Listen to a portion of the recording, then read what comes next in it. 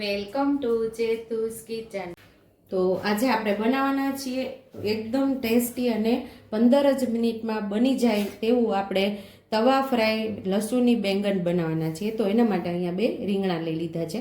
જે મોટા હોય છે એવા રીંગણા લેવાના, એને ફ્રાય કરવા માટે એની ચિપ્સ તૈયાર કરવાના। એટલે વ્યવસ્થિત રીંગણા મોટા હોય તો જ એની ચિપ્સ તૈયાર થશે। તો અહીંયા આપણે 2 રીંગણા લઈ લીધા છે। તો 500 ગ્રામ જેટલા રીંગણા હશે, 1 ચમચી જેટલા આખા ધાણા, 1 લસણનો ગાંઠિયો ફોલી લીધો છે, લીલા ધાણા, રેગ્યુલર મસાલિયાની અંદરથી મસાલો અને મીઠું।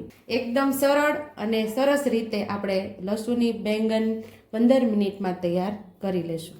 તો અહીંયા આપણે લસણવાળો મસાલો તૈયાર કરવાનો છે। એની અંદર આપણે આખા ધાણા ઉમેરી દેવાના છે, 1 ચમચી જેટલું આખું જીરું ઉમેરી દેવાનું છે, 1 ચમચી જેટલું લાલ મરચું પાવડર, થોડુંક મીઠું ઉમેરી દઈશું અને આપણે આને સરસ મસાલો તૈયાર કરી લેવાનો છે। તો અહીંયા આપણે લસણવાળો મસાલો તૈયાર થઈ ગયો છે। એક બાઉલની અંદર કાઢી લેશું આપણે। અડધી ચમચી જેટલી હળદર, અડધી ચમચી જેટલું ધાણા જીરું પાવડર, સ્વાદ મુજબ મીઠું, 2 ચમચી જેટલું તેલ।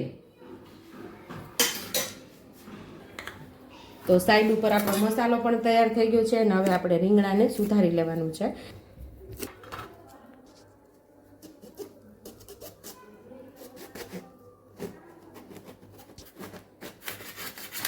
બંને રીંગણાને આપણે આવી રીતે સુધારી લેવાના છે।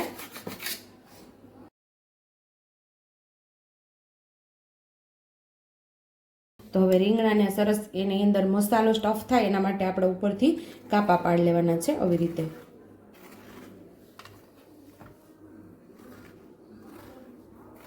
બે સાઈડ આપણે એવી રીતે કાપા પાડશું।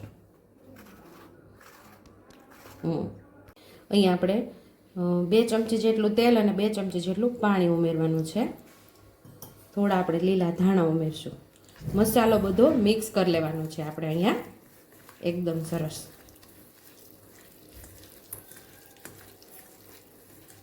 તો આપણે જે મસાલો તૈયાર કરેલો ને એ રીંગણ ઉપર આપણે આમ લગાવી દેવાનો છે બધો આવી રીતે।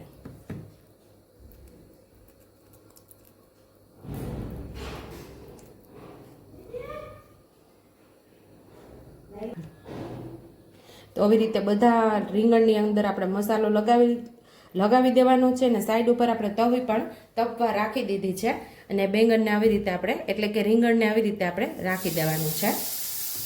સેમ એ જ રીતે બીજા રીંગણાને પણ એવી રીતે આપણે મસાલો બંને સાઈડ લગાવી દેવાનો છે।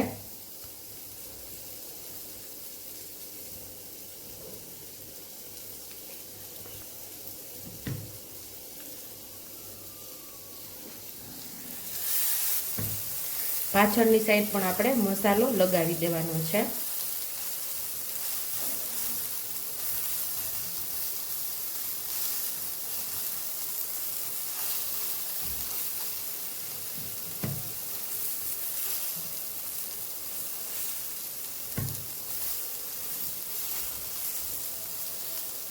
ઉપરથી મેં થોડું તેલ ઉમેરેલું છે, આવી રીતે આપણે નીચે જવા દેવાનું।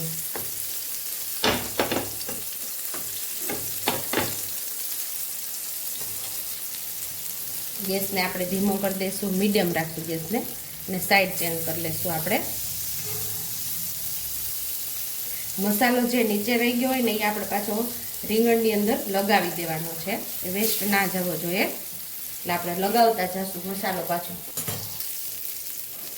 તો આપણે એની સાઈડ ચેન્જ કરી નાખી છે અને મીડિયમ ગેસ કરી નાખ્યો છે। મીડિયમ ગેસ ઉપર આપણે એને પાકવા દેવાના છે। આવી રીતે પાછો મસાલો જે નીકળી ગયો હોય એને લગાવી દેવાનો છે।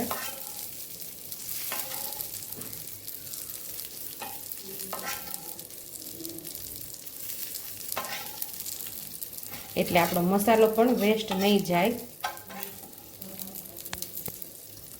આપણે પાછી એની સાઈડ ચેન્જ કરી લઈશું।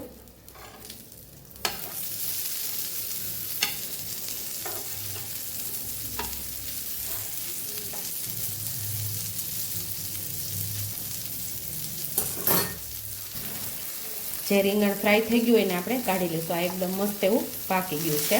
આ પણ પાકી ગયું છે, એને પણ આપણે કાઢી લઈશું.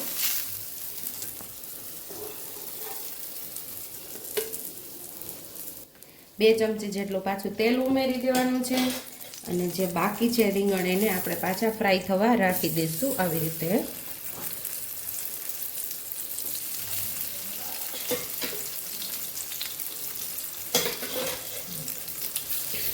પાછો ઉપરની સાઈડ આપણે મસાલો લગાવી દઈશું. સેમ આપણે એમ જ મસાલો બધામાં લગાવી દેવાનો છે.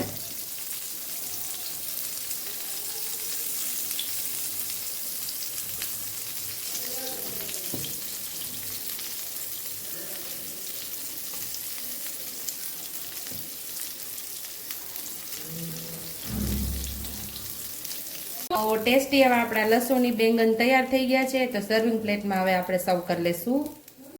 ઉપરથી આપણે લીંબુ ઉમેરી દઈશું. આમાં